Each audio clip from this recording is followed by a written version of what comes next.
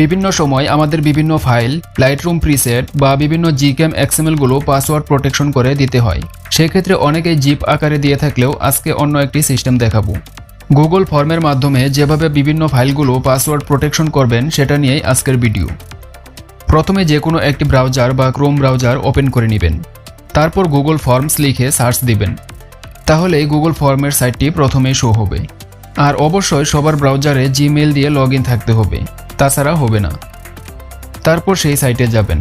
তারপর go to form অপশনে click করবেন। তারপর আপনাদের সামনে এমন একটি ইন্টারফেস শো হবে।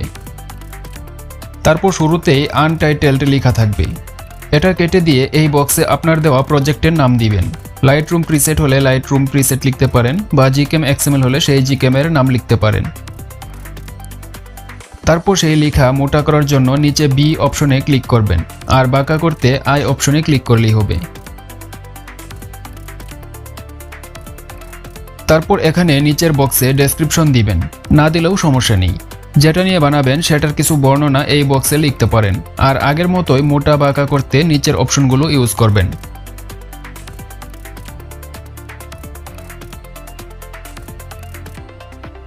তারপর নেক্সট ধাপে গিয়ে এই বক্সে লিখবেন এন্টার ইউর পাসওয়ার্ড, বা বাংলায় লিখলে আপনার পাসওয়ার্ড দিন এটা লিখতে পারেন।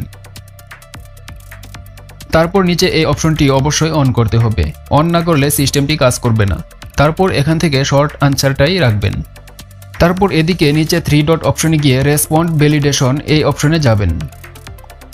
তারপর এমন আসবে, তখন নাম্বার অপশনে গিয়ে টেক্সট লেখাটা সিলেক্ট করে দিবেন। তারপর নিচে বক্স আসবে, সেই বক্সে আপনার ফাইলের যে পাসওয়ার্ড দিতে চান সেই পাসওয়ার্ডটা এখানে লিখবেন। আমি 6 সংখ্যার একটি পাসওয়ার্ড দিলাম।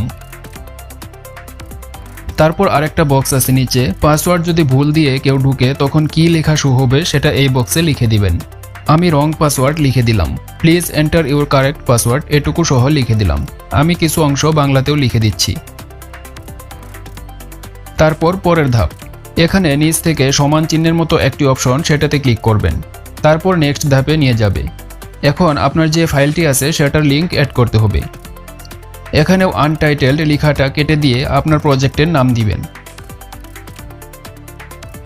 তারপর নিচের বক্সে ডাউনলোড ফাইল বা যে কোনো নাম দিবেন প্রয়োজন মতো। তারপর এদিকে 4 নাম্বার অপশনে ক্লিক করে লিঙ্ক অ্যাড করতে হবে। এই বক্সে আপনার লিঙ্কটি দিয়ে ওকে করবেন। ড্রাইভ, ডক্স বা মিডিয়াফায়ার যে কোনো লিঙ্ক অ্যাড করতে পারবেন, তাই সেই লিঙ্কটি আপনার আগে থেকেই প্রস্তুত রাখতে হবে। সেজন্য আপনি ড্রাইভে বা মিডিয়াফায়ারে আপলোড করে সেটার লিঙ্ক এনে এখানে দিবেন। আপাতত কাজ কমপ্লিট। এখন আপনি এটাকে আরেকটু সুন্দর করার জন্য এই অপশন থেকে কভার ফটো অ্যাড করতে পারেন। চোজ ইমেজ থেকে সিলেক্ট করতে পারবেন। আর মেমোরি থেকে নিজস্ব কোনো ফটো অ্যাড করতে চাইলে আপলোড অপশনে গিয়ে অ্যাড করবেন। যে কোনো ফটো সিলেক্ট করে তারপর ইনসার্ট অপশনে ক্লিক করবেন। তারপর নিচ থেকে কালার সেট করতে পারেন।